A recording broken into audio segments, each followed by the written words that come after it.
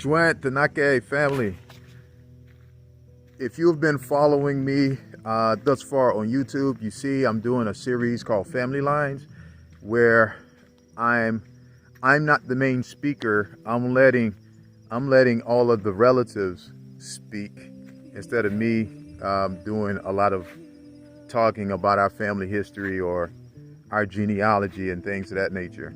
I'm letting the elders and aunts and uncles and cousins do all the talking, and with me chiming in a little bit, but they're the stars of the show. They're doing all of the talking.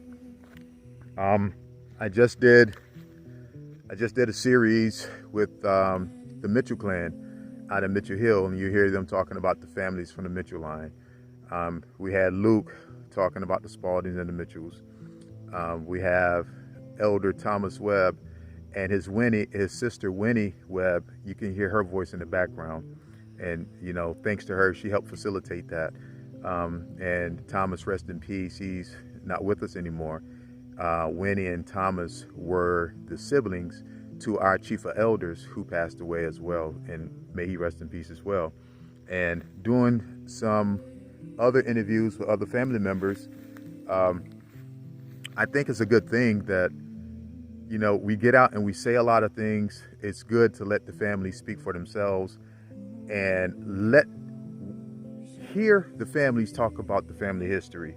So it's not just saying empty words on social media. It's not just putting everything on grandmama. You're hearing the grandmothers talk. You're hearing the matriarchs and the patriarchs. You're hearing the elder men and the elder women speak about the families.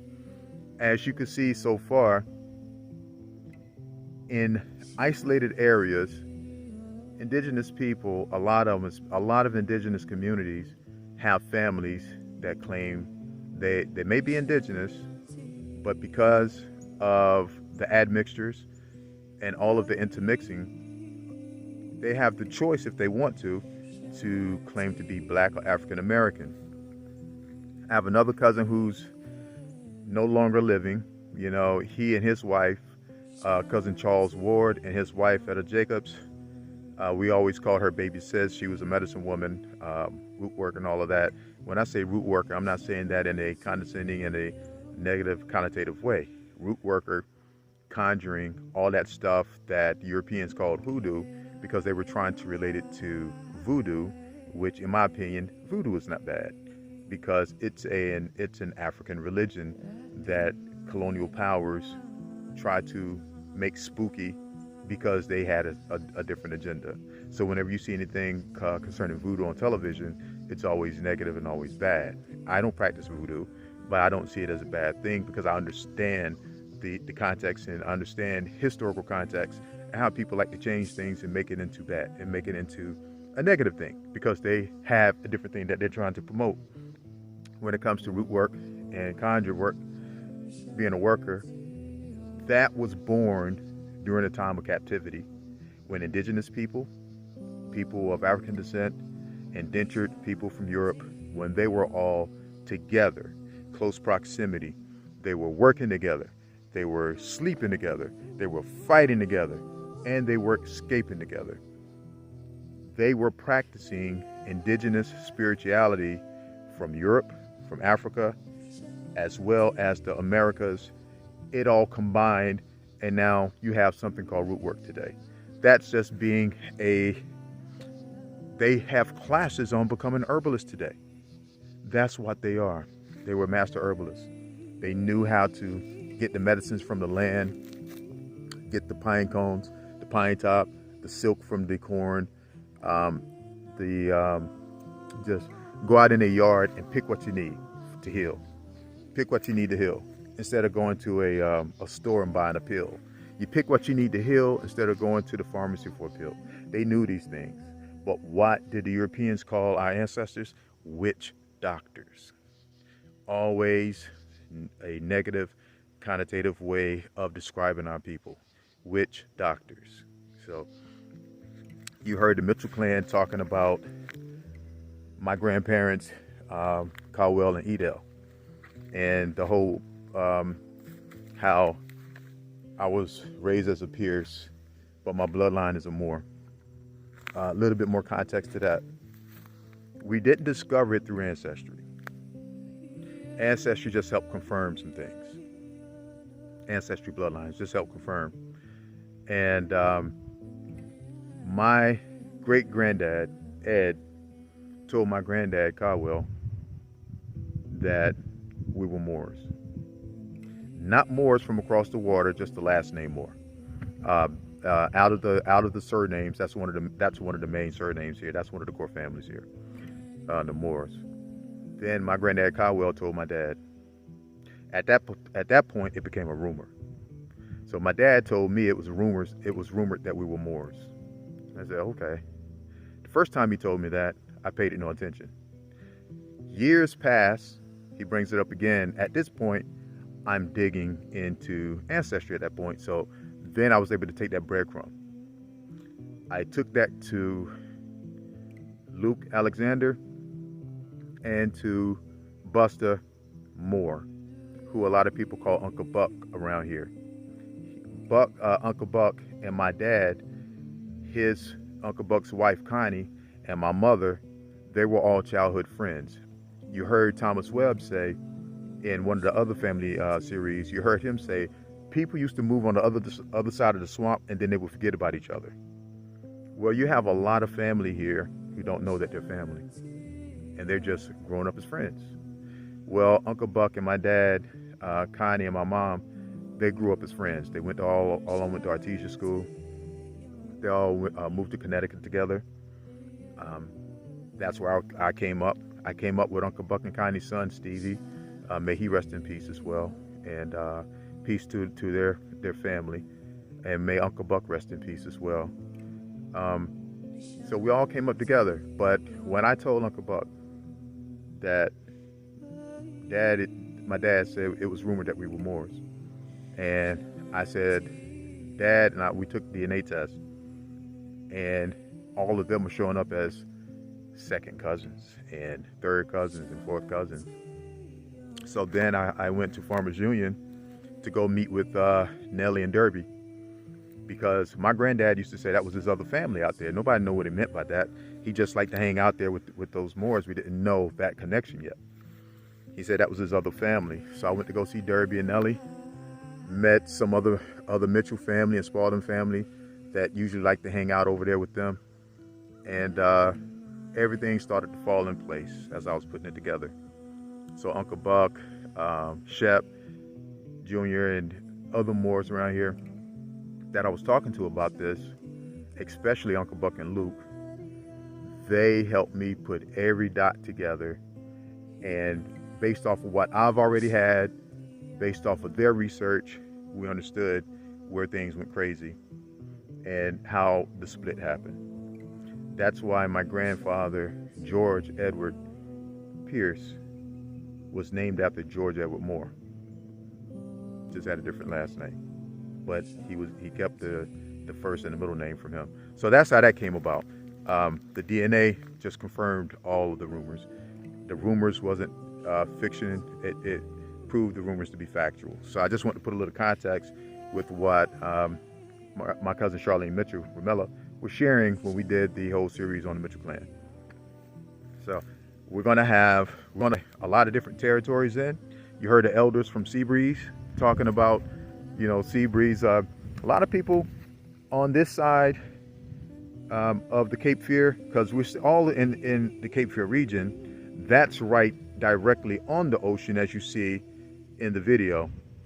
As you go a little bit further inland, we're on the lake, about 30 to 45 minutes from the ocean. So the family spans a large area, and we're going to tie all of that in and let you hear for yourself how the families are related and became disconnected. And now we're reeling it all back in. When I was talking with the Mitchell clan at Mitchell Hill yesterday, you also seen my cousin from Robeson County, Michael, out there. We was talking about his motorcycle, and that's a nice bike. He's riding a Harley. Can't get that Harley anymore, by the way. It's a nice bike. But the significant part about this is a lot of people don't know our family connections to Robeson County. And sad to say, we have a lot of people who don't want us to have those connections. But why would you not want us to have those connections? Or why would you deny that we do have them when you got the family here sharing with you that we do? I am related to Locklears, Hunts, and Oxendines, and so on, even though I'm from this side of the swamp. I can show you how. But if this part doesn't prove it, I don't know what will. My third great uncle, William Luther Moore, is the founder of what is known today as Pembroke University. William Luther Moore. Yeah, there were some other guys involved with him to help it become what it is, but he is primarily pretty much the founder. William Luther Moore married Catherine Oxendine. Tootie Oxendine.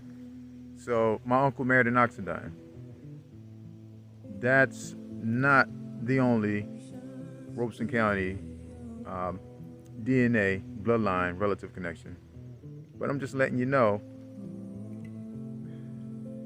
it's how the families have become divided because of multiple reasons. As you heard Thomas say and Charlene Ramella say about, families becoming divided by swamps or families moving here and there and everywhere and just forgetting who they are. The divisions started when the colonial powers came here and settled on top of us. Fast forwarding a little bit into the future, you have all these wars that's taking place. A lot of our folks are being enslaved. You had the Indian slave trade, and then you had the African slave trade, and the Atlantic slave trade, transatlantic.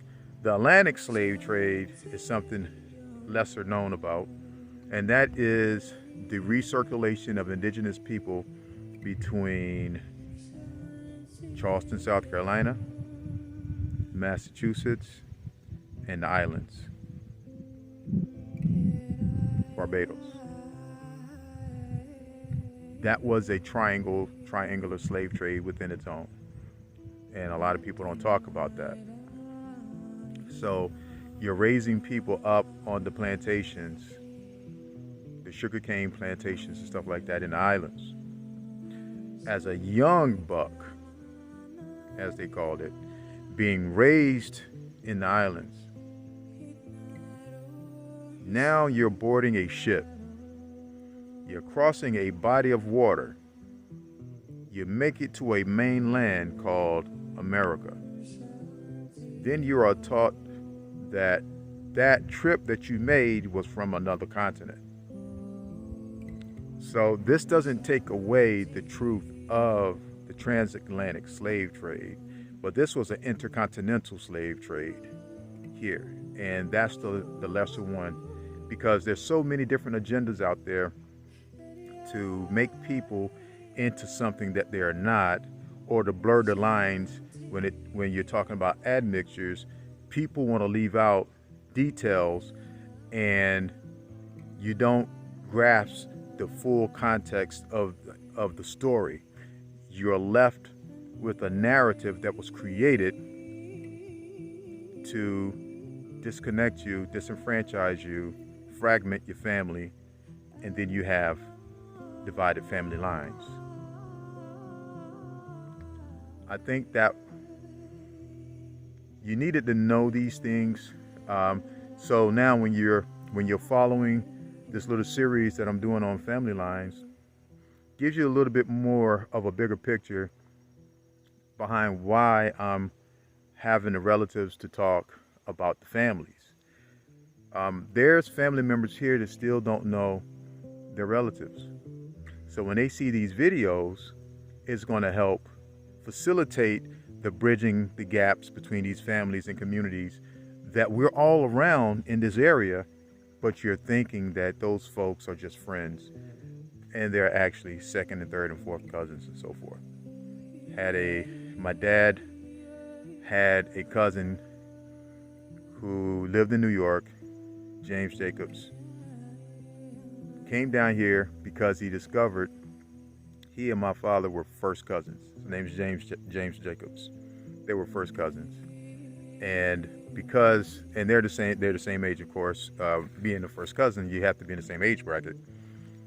So he came here and met me first, and he discovered this through ancestry. His father and my dad's mother are brothers and sisters. That's the type of stuff I'm talking about. My cousin Mike, who's in Robeson County's family is from New Jersey because of earlier migrations, and that's where a lot of our family grew up. We have family in Cherry Point, we have family in Newark, we have family in a lot of different places. As stated earlier, I grew up a little bit in Norwalk, and I just learned maybe last year, maybe a couple of years ago, of all of our family members in Springfield, Massachusetts, in Boston. I was in Norwalk, family in Danbury, and forget other parts. Now I'm learning through other cousins who are Moors that we have a whole clan of family in the Norwalk area that I didn't even know about. I thought when my dad moved back down here and his sister moved back down here, Buster Moore, who I mentioned, moved back down here, and some other relatives moved back down to the Carolinas. I thought maybe it was only a handful of family members still up there. There's a whole clan of folks up there that I just found out about. So, the stuff is real. You can't be narrow-minded. You got to be intellectually honest, accept what you find. If you're doing DNA, anything like that, become educated in it, as I'm still learning about it. I mean, I've been studying this thing for years, and I still don't know as much as I need to know about it. And that's why I have people around me who knows more about this stuff than I do, so I can learn from them. Geneticists, doctors, and good old historians who have studied this stuff for over 20 years, who I'm learning from to become a better researcher myself. And as you can see, it has definitely paid off. But you have to be honest with what you find, forget about what you want to find, and accept what you find. You got to be intellectually honest, or just get out of it. If you can't accept the truth, leave it alone. It's too much false stuff already out there. Don't add to the BS by perpetuating the ignorance. Show the families behind your speech. Show community involvement behind your words. Let the people see the things that you claim. And it's not an arrogance, it's not a big head, it's not me trying to belittle. Believe me, I understand being belittled because there's a lot of people who don't like me just because of who I am, because of my ancestry. It's a lot of people who don't like me because of my ancestry. Don't let stuff like that stop you. Be the historian for your family, connect the dots for your children, and then they won't have to go through all of these pains to know who their family are. That's it for me. Please like the videos so the algorithms, that's how YouTube works. Please like the videos. Don't just watch it and say, oh, boop, and I'm gone. Hit the like button and subscribe, and that way you can keep up with new content. I promise you, it won't just be me all the time. I don't want it to just be me all the time. Sometimes I get tired of talking. I'm tired right now, so I'm gone. Peace. Go on.